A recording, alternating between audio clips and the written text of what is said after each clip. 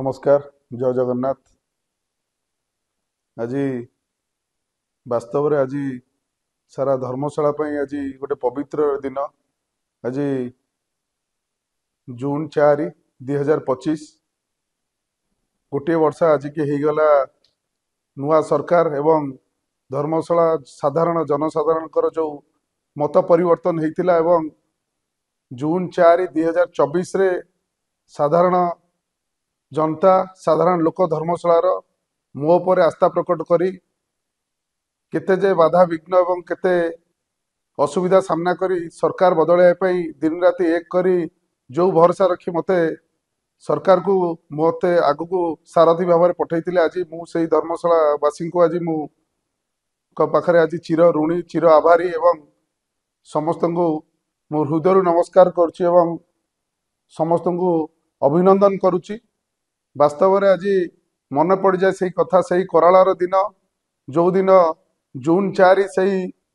Result दिन आम पूर्व 6 मास पूर्व जो युद्ध जो संघर्ष जारी रही से प्रायतः धर्मशालार 54 गोटी पंचायतर साधारण वर्गर माटे साधारण वर्गर भाईटे मौसाटे दिन राति अंटा भिड़ी साधारण घर लोक बाहरी आसते सरकार परिवर्तन पाई। वास्तव में से दृश्य आज भी मन पड़े दुख भी लगे खुशी भी लगे।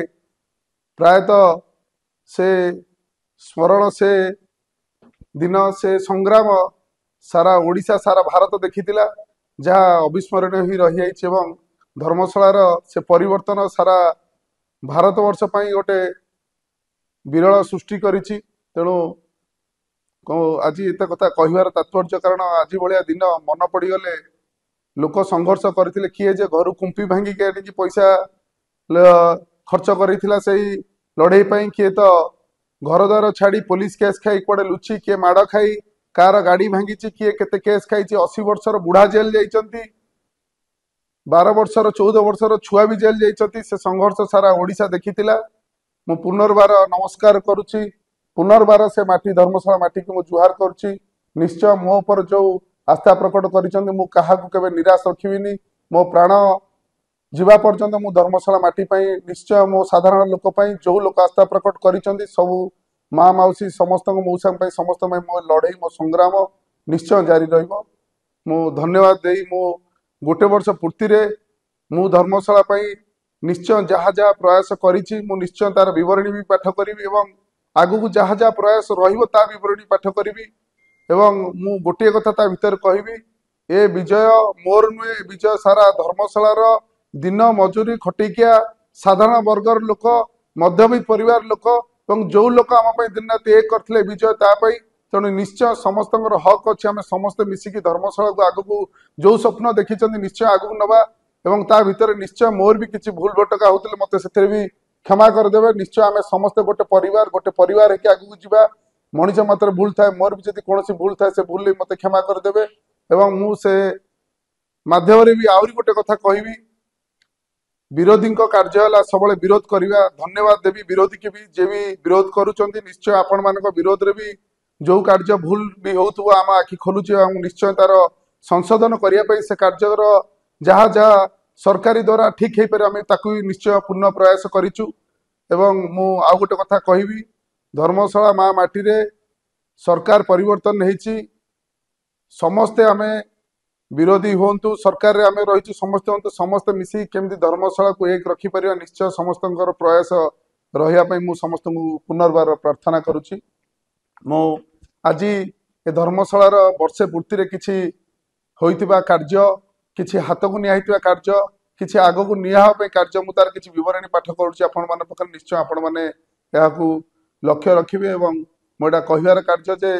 कौन पाई लाइव आसिले कारण ए निश्चय कार्य आम कौन कौन करिया चाहूँ साधारण जनता निश्चय मध्य जानिया दरकार कि कौन कौन कार्य कौन कौन काम आम आगभर अच्छु। तेणु मु प्रथम तो कहबी आम जितेबले सरकार परिवर्तन होता सरकार परिवर्तन बेले किछि किछि कार्यर टेंडर हो सारी कार्य हो नाला आम सरकार को आसला पूर्त विभाग अधीन वर्षक मध्य धर्मशाला निर्वाचन मंडली भितर चालू रही कार्य भितर आरएनबी रे 87 कोटी 69 लक्ष एवं आरडी ର କାମ ଥିଲା ଗ୍ରାମୋନ୍ନୟନ ବିଭାଗ କାର୍ଯ୍ୟରେ ଆପଣଙ୍କର 44 କୋଟି 39 ଲକ୍ଷ ଏ ସମସ୍ତ କାମ ପ୍ରାୟ 123 124 କୋଟିର କାମ ଏ କାର୍ଯ୍ୟ ଚାଲି ରହିଛି। ଏ କାର୍ଯ୍ୟ ପ୍ରାୟ ଅଧାଧି କାର୍ଯ୍ୟ ସରିଆ ପାଖାପାଖି ହେଲାଣି, ଅଧାଧି କାର୍ଯ୍ୟ ରହିଛି ଯାହାକି ଆଉ 2-3 ମାସ ଭିତରେ କାର୍ଯ୍ୟ ସମାପ୍ତ ହବ। ଏବଂ ତା ସହିତ ସରକାର ନୂତନ ସରକାର ଆସିଲା ପରେ ଆମେ रूराल डिविजन आम ग्राम्योन्नयन विभाग पाखरु 32 कोटी 20 लक्ष 95 हजार नूतन टेंडर होईची एवं